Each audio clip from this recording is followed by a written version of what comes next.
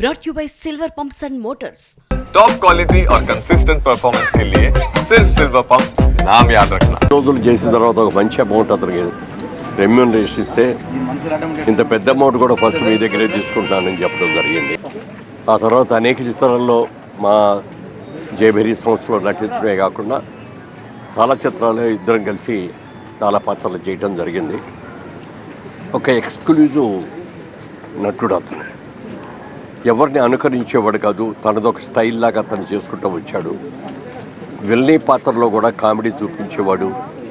ఈ వ్యంగ్యం చేయటంలో అయితే అతని తర్వాతే ఎవరైనా సరిపోతే.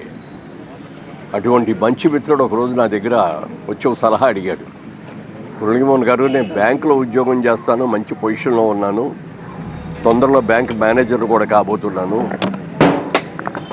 మరి ఈ టైంలో ఈ సినిమాలన్నీ వచ్చి ఏం చేయాలో అర్థం కావట్లేదు, సినిమాల మీద కాన్సన్ట్రేషన్ చేయాలా లేకపోతే నా బ్యాంక్ ఉద్యోగం కోసం చేయాలో అర్థం కావట్లేదని మీ సలహా చెప్పండి అంటే నేను ఒకే మాట చెప్పాను. మీరు సినిమాల్లో ఒక రాకుండా ఉద్యోగంలో ఉంటే ఎంత సర్వీస్ ఉంది మీకు, ఎన్ని ప్రమోషన్స్ వస్తాయి, ఎంత శాలరీ మీరు సంపాదించగలరో అది ఆలోచించుకొని ముందు వచ్చిన డబ్బులన్నీ బ్యాంకులో ఆ జీతానికి సరిపడగా మీ సర్వీస్ అయ్యే వరకు ఎంత సంపాదిస్తారో అంతని బ్యాంకులో డిపాజిట్ చేసుకోండి. సినిమాల్లో బాగుంటే కంటిన్యూ చేయొచ్చు, బాగోపోతే కనీసం మీ ఉద్యోగం అయ్యా అది పోయిందే అని అనుకోకుండా ఆ డబ్బులు ఉంటాయి అని చెప్పిన సలహాని 100% పాటించి తర్వాత ఆయనే చెప్పాడు, సార్ మీరు చెప్పిన సలహా ప్రకారం నేను బ్యాంకులో ఫిక్స్డ్ డిపాజిట్లో ఇచ్చేసానండి. సెంటిమెంటల్గా కూడా అందరితో గట్టి బాగుండేవాడు, మంచి మిత్రుడు. నాటకాల్లో ఆయన చూసిన తర్వాత ఒకసారి క్రాంతి కుమార్ గారితో నేనే అన్నాను, ఒక స్టేజ్ మీద ఉన్నా అండి, మంచి యాక్టర్ బాగా చేస్తాడు అని చెప్తే మొట్టమొదటిసారిగా ఆయన్ని ప్రాణం ఖరీదని సినిమాలో క్రాంతి కుమార్ గారి సినిమాలోనే ఆయన వేషం ఉండడం జరిగింది. ప్రతిఘటన సినిమా అయిన తర్వాత చాలా అసలు తిరుగులేని నటుడుగా, ఒక విలక్షణ నటుడుగా అతను మంచి పేరు తీసుకున్నాడు.